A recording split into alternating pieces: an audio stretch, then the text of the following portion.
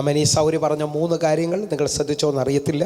1, നീണ്ട നാളുകളായി ഇന്ന് മകളുമായിട്ടുള്ള പ്രശ്നം മാറി. 2, ഹല്ലേലൂയ, തൻ്റെ നീണ്ട നാളുകളായി ലഭിക്കേണ്ട പൈസ ഇവിടുത്തെ ഉപവാസ പ്രാർത്ഥന കൊണ്ട് നിന്നപ്പോൾ തൻ്റെ അക്കൗണ്ടിൽ കയറി. അറിയാം. 3-ാമത്തെ വിഷയം, തൻ്റെ ജോലി തനിക്ക് മടക്കി ലഭിച്ചു.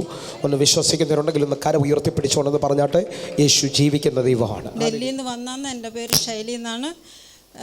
ഞാനിവിടെ 3 ദിവസത്തെ ഉപവാസ പ്രാർത്ഥന ഞാൻ വളരെയധികം ദുഃഖത്തിലും പ്രയാസത്തിലും കഴിഞ്ഞുപോയി. ശാരീരികമായിട്ടും മാനസികമായിട്ടും ഒക്കെ ഞാൻ തളർന്നിരുന്ന സമയം കഴിച്ച് പിന്നെ ബുധനാഴ്ച ഇവിടെ വന്നപ്പോൾ പാസ്റ്റർ പറഞ്ഞു, പ്രാർത്ഥിച്ചിട്ട് പറഞ്ഞു, 29 വർഷം കൊണ്ട് നിനക്ക് ബന്ധത്തിലാന്ന് പറഞ്ഞു.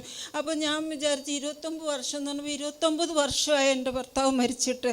ആ 29 വർഷം കൊണ്ട് വളരെയധികം ബുദ്ധിമുട്ട് ഞാൻ എൻ്റെ കുഞ്ഞിനെ വളർത്തിയതും മുന്നോട്ട് കൊണ്ടുവന്നതും. ആ 29 വർഷത്തെ പാസ്റ്റർ എനിക്കറിയില്ല. ഞാൻ ആദ്യമായിട്ട് ഇവിടെ വരുവാണ്. പാസ്റ്റർ അത് പറഞ്ഞപ്പോൾ എനിക്ക് വളരെ ഇതായി. പാസ്റ്റർ എനിക്ക് വേണ്ടി പ്രാർത്ഥിച്ചു.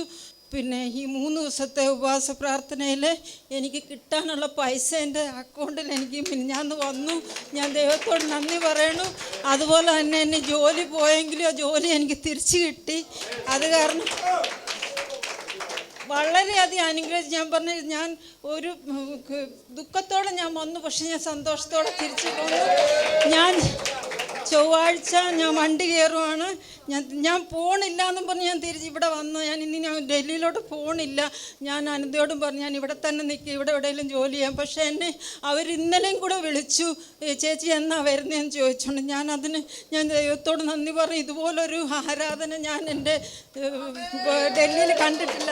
ഞാൻ IPC ചർച്ചിലാണ് പോകണമെങ്കിലും ഇതുപോലൊരു ആരാധന, ഇതുപോലൊരു വചനം, ഇതുപോലെ പാസ്റ്ററിൻ്റെ ഓരോ വാക്കും നമ്മുടെ നെഞ്ചത്ത് കുത്തുന്ന പോലുള്ള വാക്യങ്ങളാണ് എനിക്ക് കേട്ടത്.